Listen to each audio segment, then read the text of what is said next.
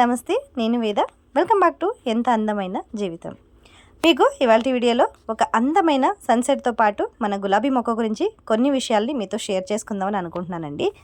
గులాబీ పూలు పూసిన తర్వాత మొక్కని ఎలా కట్ చేసుకోవాలి, అలాగే ఎలాంటి ఫర్టిలైజర్స్ ఇవ్వాలి, అలాగే ఒకవేళ గట్టి ఫర్టిలైజర్ ఇస్తే ఏమి ఇవ్వాలి, పువ్వులు మళ్ళీ బాగా ఎక్కువగా పుయ్యాలి అంటే మనం ఎలాంటి టిప్స్ని పాటించాలి అనే దాని గురించి ఇవాల్టి వీడియోలో మీకు తెలియజేస్తున్నానండి. ఈ వీడియోని ఒక్కరోజు తీసిన వీడియో అయితే కాదండి, అప్పుడప్పుడు కొంచెం తీసి పెట్టిన వీడియో అనమాట. అందమైన సన్సెట్తో పాటు ఈ వీడియోని అయితే స్టార్ట్ చేసేసానండి. ఇక్కడ గులాబీ పూలు అనేది ఈసారి లాస్ట్ టైం కట్ చేసినప్పటికీ ఈసారి అయితే కొన్ని ఎక్కువ పూలు అయితే రాలేదనమాట. నాకు నువ్వుల పొడి అది వేసిన తర్వాత, అంటే నువ్వులు నానబెట్టి వాటిని ఒక లిక్విడ్ ఫర్టిలైజర్ వేసాను కదండి. సో ఆ ఫర్టిలైజర్ వేసిన తర్వాత కలర్ వేరియేషన్ అయితే నాకు కనిపించిందండి. ఇది లాస్ట్ టైం వచ్చిన పువ్వు అయితే కొంచెం లైట్ పింక్లా ఉంది, ఈసారి వచ్చిన పువ్వు కొంచెం డార్క్ కలర్ పింక్లోకి అయితే అనిపించింది అనమాట. ఇక్కడ కనిపిస్తుంది కదండి సన్సెట్ అనేది. మా ఇంటి దగ్గర నుంచి సన్సెట్ చూస్తే చాలా అందంగా కనిపిస్తుందండి ఈవినింగ్ టైం అయితే. మేము ఈవినింగ్ టైం కనుక ఇంట్లో ఉంటే సన్సెట్ని చాలా బాగా ఎంజాయ్ చేస్తాం. అండ్ సన్ రైజ్ కూడా చాలా బాగుంటుంది, కానీ నేనైతే సన్ రైజ్ని ఎంజాయ్ చేస్తాను. మా ఇంట్లో వాళ్ళ పిల్లలు కానీ పెద్దవాళ్ళు ఎవరో అంతసేపుకి లేవరు అనమాట. సో నేను మాత్రం తొందరగా లేస్తాను కాబట్టి సన్సెట్ అండ్ సన్ రైజ్ రెండు కూడా నాకు చాలా ఇష్టం అండి. సో మీలో ఎంతమంది సన్సెట్ని ఇష్టపడతారనేది నాకు కామెంట్ చేసి చెప్పండి. ఇక్కడ ఇంకా ఈ వీడియో విషయానికి వచ్చేస్తే, ఈ మొక్కలో ఉండే పువ్వులన్నీ కూడా ఇక్కడ చూడండి, ఇంతకు ముందు వచ్చిన పువ్వులు అనమాట.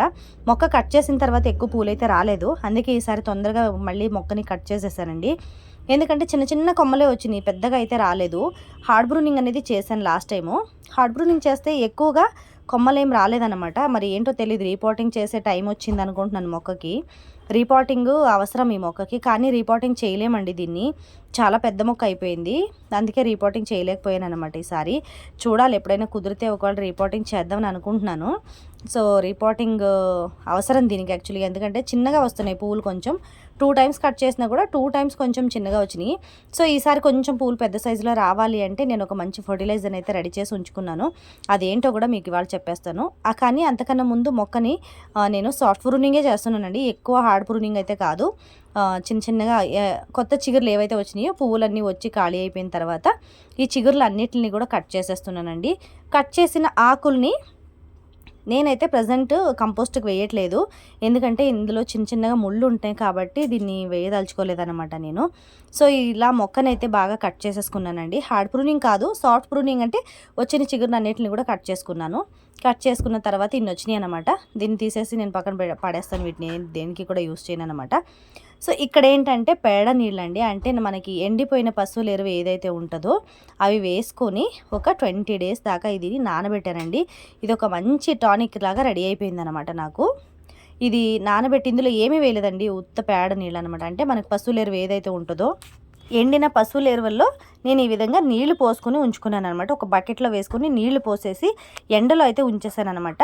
ఇది మనకి చాలా మంచి టానిక్గా పనిచేస్తుందండి. ఇది కూరగాయల మొక్కలకు కానివ్వండి, పూల మొక్కలకు కానివ్వండి, మల్లె మొక్కలకి, అలాగే గులాబీ మొక్కలకి చాలా మంచి ఫర్టిలైజర్గా పనిచేస్తుంది అనమాట.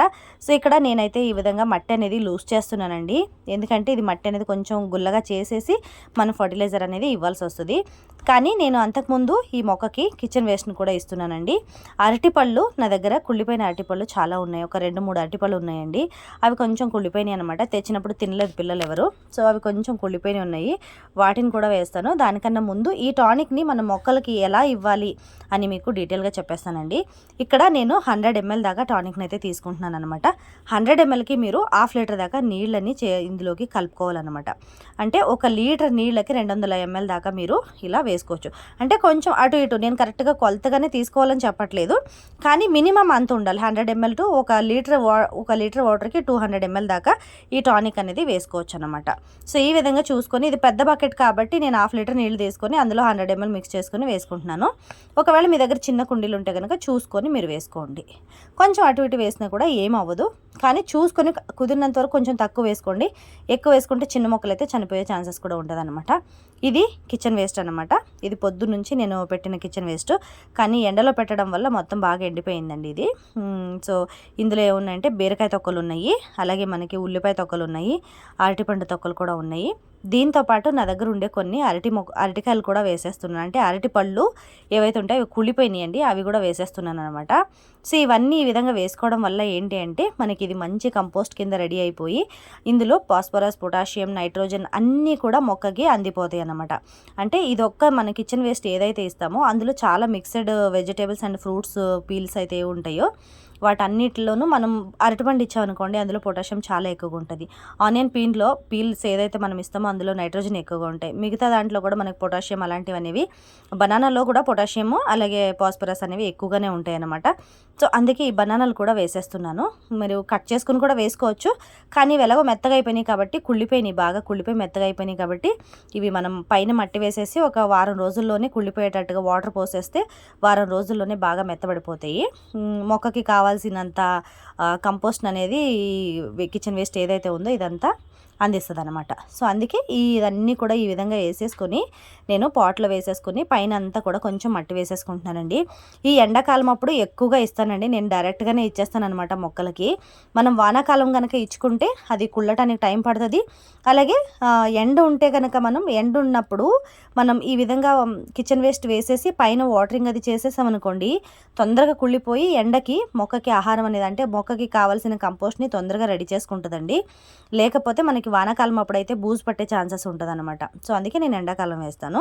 ఇప్పుడు ఇదంతా వేసిన తర్వాత నేను ఆల్రెడీ ఆ టానిక్ని ఏదైతే రెడీ చేసి పెట్టుకున్నానో, పశువుల ఎరువు టానిక్ ఏదైతే రెడీ చేసి పెట్టుకున్నానో దాన్ని కూడా ఈ మొక్కకి వేసేసానండి.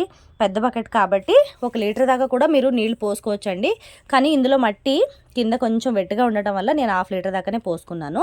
మళ్ళీ కావాలనుకుంటే ఇంకొంచెం పోసుకోవచ్చు అనమాట నీళ్ళు. సో ఈ విధంగా అయితే టానిక్ కూడా ఇచ్చేసాను, ఒక మంచి ఫర్టిలైజర్ అనేది కూడా ఇచ్చేసాను, అలాగే కంపోస్ట్ను కూడా మొక్కకు కావాల్సినంత కంపోస్ట్ కూడా ఇచ్చేసానండి. ఇచ్చిన 1 నెల లోపు పూలు అనేది పూయటం స్టార్ట్ అయిపోతుంది మనకి. గులాబీ మొక్కల్లో ఇచ్చిన 1 నెలకి మీకు మొగ్గలు వచ్చేసి పువ్వులు కూడా వచ్చేస్తాయండి. ఇది ఎందుకంటే కట్ చేసిన మొక్క కాబట్టి చిగురు రావటం అనేది 4 to 5 డేస్ లోపే చిగురు వచ్చేస్తుంది. దాని తర్వాత చిగురు వచ్చి ఒక 15 to 20 డేస్ లోపు మొగ్గలు అనేవి స్టార్ట్ అయిపోయి నెల మ్యాక్సిమం 40 డేస్ అండి, 40 డేస్ లోపే మనకి పువ్వులు అనేవి వచ్చేస్తాయి అన్నమాట. సో ఇదండి గులాబీ గురించి నాకు తెలిసిన కొన్ని విషయాల్ని మీతో షేర్ చేసుకున్నాను. మరి వీడియో నచ్చిందని అనుకుంటున్నాను. వీడియో నచ్చితే తప్పకుండా లైక్ చేయండి. మరి వీడియో యూస్ఫుల్ అని అనిపిస్తే మీ ఫ్రెండ్స్ అండ్ ఫ్యామిలీకి, రిలేటివ్స్కి వీడియోని షేర్ చేయండి. మరి మన ఛానల్ని ఎవరైనా కొత్తగా చూస్తున్నట్లయితే తప్పకుండా మన ఛానల్ని సబ్స్క్రైబ్ చేసుకోండి. సబ్స్క్రైబ్ చేసుకున్న తర్వాత వీడియో చూసిన వాళ్ళు తప్పకుండా ఒక లైక్ అయితే చేయండి. లైక్ చేయడం మాత్రం మర్చిపోకండి. అలాగే ఈ వీడియో చూసిన తర్వాత మీకు వచ్చే థాట్ని నాకు కామెంట్ చేసి చెప్పండి.